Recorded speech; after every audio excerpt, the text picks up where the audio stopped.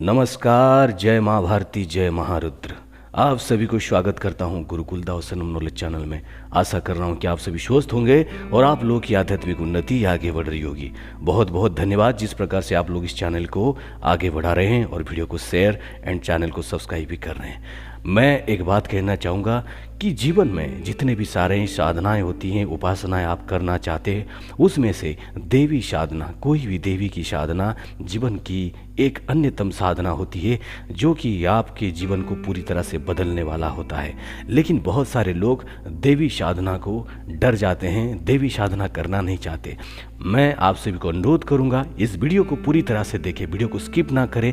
इसमें मैं आप सभी को बताऊंगा किसी भी देवी की उपासना करने का ये नियम जरूर है। इस नियम का अगर पालन करेंगे या फिर अगर आप देवी साधना का इस पथ में जाएंगे तो आपको सफलता जरूर मिलेगा। मित्रों, मैं एक बात कह देना चाहता हूँ, अगर आपको हमारे कॉन्टेक्स्ट पसंद है या फिर हमारे जो वीडियो आपको पसंद है तो वीडियो को ज़्यादा से ज़्यादा शेयर करें ताकि लोग इस प्रकार की जो वैल्यूएबल जो वीडियोस हैं जिससे कि उनके जीवन में कुछ परिवर्तन हो सकता है, उसके जीवन में परिवर्तन लाने के लिए आप मदद करें तो बहुत अच्छा कार्य होगा।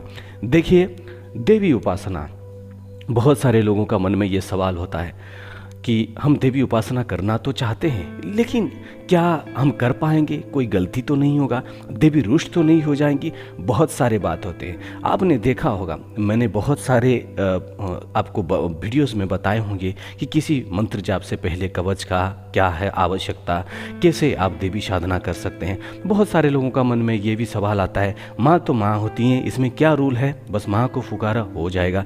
मैं भक्ति और साधना सिद्धि, इसमें आप अंतर समझे। बिना भक्ति का कोई भी साधना नहीं हो सकता, लेकिन कुछ कुछ ऐसे पद्धतियां हैं, कुछ कुछ ऐसे प्रोसेस हैं जिसको करने से ही आपको देवी की जो मंत्र सिद्धि, यानी देवी का मंत्र में जो आप मास्टर बनना चाहते हैं, यानी मास्टर मतलब उस मंत्र को जागृत करके उस मंत्र की जो ऊर्जा है उससे आप अपने जीवन में कुछ परिवर्तन करना चाहते हैं, उसके लिए कुछ विशेष नियम है। ये जो प्रोसेस हम बता रहे हैं, ये अगर कोई महाविद्या की साधना करे या फिर किसी भी माँ सरस्वती से लेके महाविद्या तक किसी भी देवी को साधना को सिद्ध करने के लिए, मतलब साधना को आप सफल बनाने के लिए, तो इस प्रयोग को आप जरूर समझें।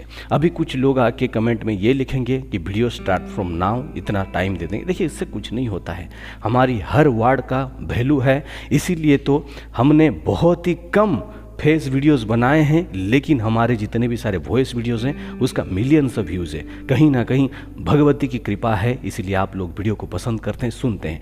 देखिए, अब पूरा पॉइंट पे आते हैं।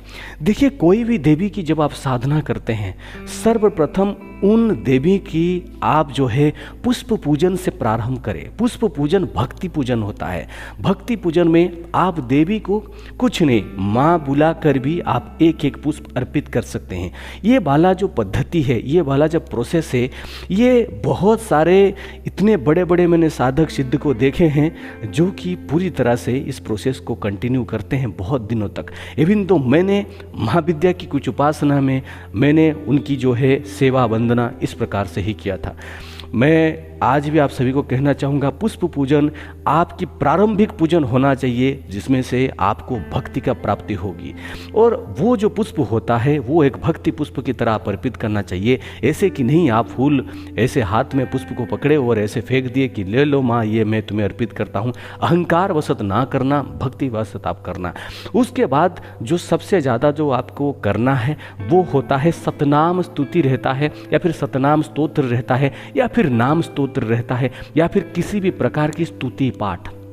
प्रथम चरण में पुष्प पूजन, द्वितीय चरण में स्तुति पाठ, ये आपको जरूर करना है। कोई भी प्रकार की स्तुति, जो देवी हैं उनका स्तुति आपको जरूर मिलेगा। आपने देखा होगा, इस बात को नोट डाउन करिए, इतने बड़े बड़े मंत्र साधना उपासना आपके सामने आए हैं तो उसमें स्तुति क्यों इतना मेजर है। कोई भी आप मंत्र जाप देखो, उसमें आपको स्तुति मिलेगा उससे पहले, ये आपको जरूर करते रहना है। ये दो प्रोसीडियर जब आप करेंगे, आपके अंदर भक्ति और पूरी तरह से माँ के प्रति समर्पण भावना धीरे धीरे जाग जाएगा। ये समय लेता है, रातों रात नहीं हो जाता है। रातों रात कुछ भूत प्रेत आपको दिखते होंगे अगर आप कुछ सोचते हैं, लेकिन रातों रात इस प्रकार से भक्ति मिलना कठिन होता है। मिल भी सकता है, एक क्षण भी मिल सकता है, लेकिन उस क्षण में आपको पूर्णतः समर्पण करना पड़ता है देवी को, ठीक है। उसके बाद जो आता है कवच। कवच क्यों जरूरी हो जाता है?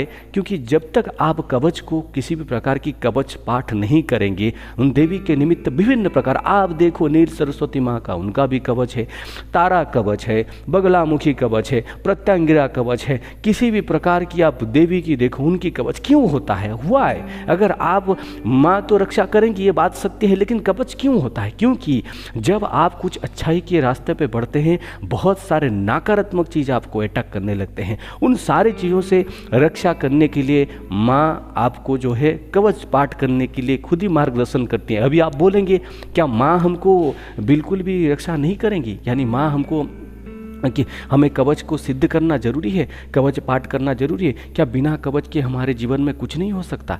ऐसा बिल्कुल भी नहीं है। माँ को आप बुलाओगे तत्क्षणात माँ सुनेंगी, लेकिन कवच जो है, कवच आपकी जीवन भर पल पल हर समय में आपको मदद करता है। मैं यहाँ एक बात आपको कहना चाहूँगा, बहुत इंटरेस्टिंग बात है कि देखिए, जब तक हमारे ग्रहों दशा सब कुछ चलता है, आप लोग बोलेंगे कि हम ये फलाना बाबा को पूछते हैं, फलाना माता को पूछते हैं, क्या हमारा ग्रह दशा शांति नहीं होगा?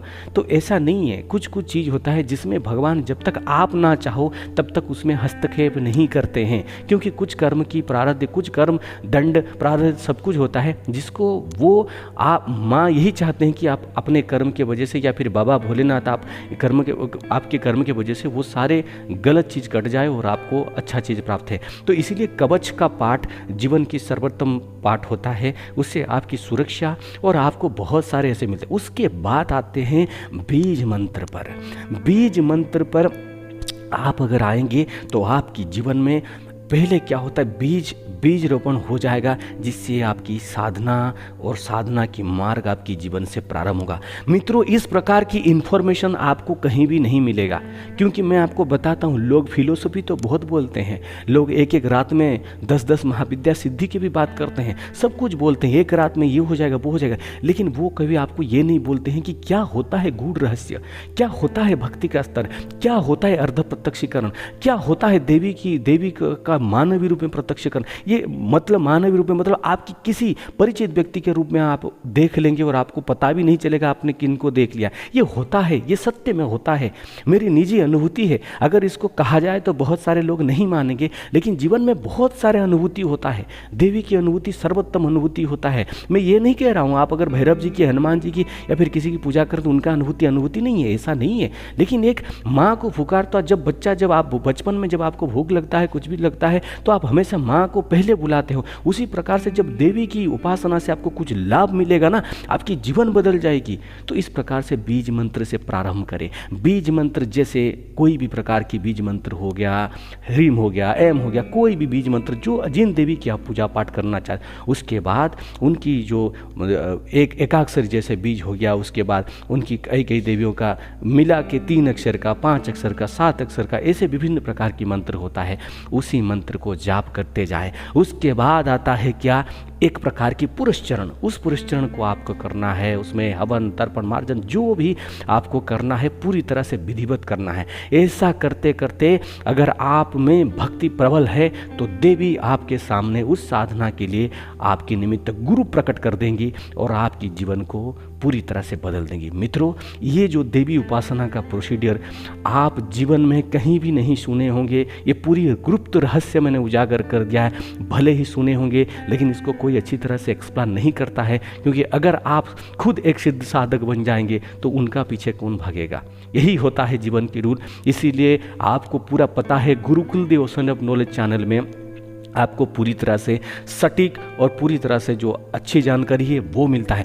बाकी होता है कुछ लोगों की संस्कार में, कुछ लोगों की भक्ति में, जो कि किसी भी प्रकार की ग्रहण नहीं कर सकते और अंधकार में खो जाते हैं अपने अहंकार के कारण। अहंकार के कारण पूरी तरह से उनका सर्वनाश हो जाता है। इसलिए आप ऐसा साधक ना बनो जो कि आप खुद गलती करके अपना सर्वनाश को आप आमंत्रण करो। आप ऐसा साधक बनो जो कि अपनी साधना को सर्वोत्तम उच्च कोटि की बना सको। मित्रों, जिस किसी ने भी यहाँ तक सुन लिया है उसकी जीवन में कुछ ना कुछ इफेक्ट ये वीडियो ज़रूर देगा। अगर वीडियो को थोड़ा सा भी लाइक करते हैं तो आप वीडियो को शेयर भी करिए। जय माँ भारती, जय माता दी, जय महारुद्र।